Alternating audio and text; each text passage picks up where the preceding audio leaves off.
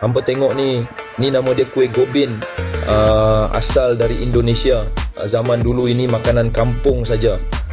Orang lalu pun memang buat tak nampak. Kat Malaysia lagi lah, orang kita pandang ni biskut kering je letak atas meja seminggu, tak ada siapa sentuh. Last sekali cicak pun bosan. Tapi kat Indonesia, benda ni depak modify kau-kau macam Wira, turbo exhaust perang.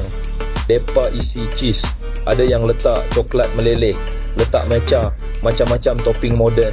Bungkus pula bagi cun melecun. Kuih biasa terus naik level jadi barang hipster. Harga pun naik jadi macam nak pi haji balik hari. Resepi tak tukar, yang tukar cara hidang dan cerita. Orang beli bukan sebab lapar, orang beli sebab rasa trendy.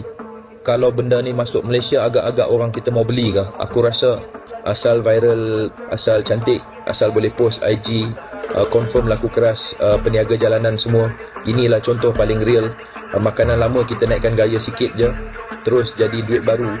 Saya ejen Husni dan saya share idea bisnes viral setiap hari.